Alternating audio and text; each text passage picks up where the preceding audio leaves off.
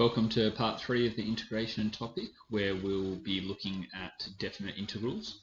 But before we do so, we're going to finally have a little look at this integral notation and have a little bit more of an in-depth look at why integration ties in with finding the area under a curve and what integration actually is, mathematically speaking, for us.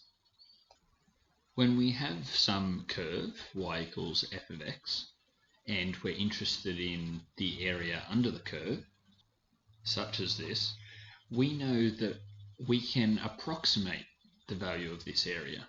We haven't been able to find it exactly yet. So let's go back to the first method we used, which was rectangles. And we could use inner rectangles like this one or outer rectangles, but either way we get error. And quite a lot. It's not very accurate. So what did we do? We thought, well, let's just have more rectangles. 2 rectangles is better than 1. And 5 rectangles would be even better than 2. Right? The more rectangles we have, the more accurate our approximation will become. So what happens if we keep making our rectangles smaller and smaller and smaller? And we get more and more rectangles.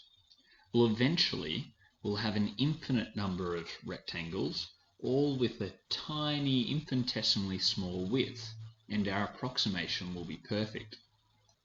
So let's consider one of these very thin rectangles here.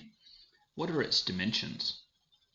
Let's go back to our graph over here and we'll pick a point that has some x value. Now, the width of the rectangle to the right it's just a tiny difference in x, right? So we'll call that delta x. So that's the width of one of these rectangles, delta x. So delta is just a Greek letter, okay, for our letter D. So there's this tiny difference in x because we've just moved a tiny little bit. You've got to remember we're talking infinitesimally small here. Now what is this height? Well, at any given x value, we have a height of f of x, right? Because y equals f of x. So the height of our rectangle is f of x. So now that we have dimensions, we can come up with the area. The area is simply the base and the height multiplied together. So f of x times delta x. But that's just one rectangle. In order to find the sum of all of them, we need to add every single rectangle. And they're each going to have a different height depending on where they're located. See, we just chose some x value here, but that could apply anywhere along this domain. The width, however, will always be this delta x. Remember, we always set our rectangles to have an equal width. So we need to perform a sum. This is where we use sigma. So sigma is another Greek letter, and we commonly use it to refer to a sum. So we are going to sum every single one of these areas, which can be expressed as fx times delta x. This will give us the area.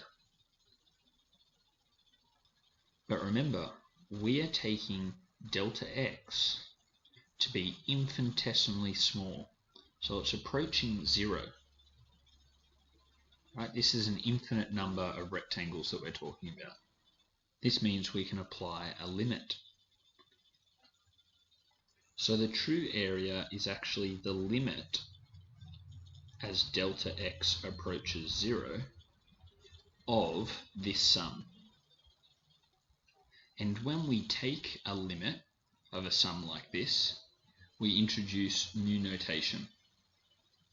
We replace the limit as delta x approaches 0, and we replace this sigma with a fancy looking s. Still stands for sum, and this is the integral notation. And instead of delta x, we generally go back to using our letter d, so dx.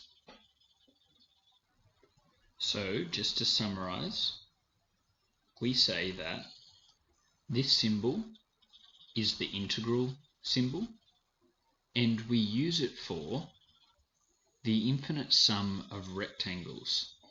So you can kind of think of this like an S for sum. Now an expression such as the one we just came up with up here is called an indefinite integral. If we're finding the area under a curve between two specific x values, like x equals a and x equals b, as we've done previously, then we add those x values in on our integral symbol, so x equals a to x equals b, and this is called a definite integral because it has a clearly defined start and end point. So I guess the question is now, are we really going to perform an infinite sum? How can we take an infinite number of rectangles, calculate all their areas, and add them together? It just doesn't seem practical. So we've got to now come up with what integration means for us, mathematically speaking. So we're once again going to consider some curve y equals f of x and the area underneath it. In this particular case, we'll say that this is some x value, and the area is some function of x as well, which we don't know. We'll just call it a. And now what we're going to do is we're going to introduce a tiny little change in x. And using this tiny little change in x, this dx, we can create a rectangle. Now remember, this rectangle will have a height of fx, and the resulting area gives us a tiny little change in the overall area, which we'll call dA. So using the area of a rectangle, dA is equal to the base, dx, multiplied by the height, f of x. And if we rearrange this to make fx the subject, we divide both sides by this dx, and we get dA over dx. Now remember, back to differentiation, this should look familiar to you. What this is essentially saying is that our function f of x is actually the derivative with respect to x of this area function. Now we know y equals f of x, but we don't know the area. Remember, that's what we're after. However, since our function is the derivative of area, then we can use anti-differentiation, right, which we have seen previously. If we anti-differentiate both sides, we will come up with an expression for the area. This means that our integration process, our infinite sums, in order to find the area, is exactly the same as finding the antiderivative of the curve under which the area lies. That's pretty cool, right? Now it's common to use a capital F of x to represent this antiderivative function.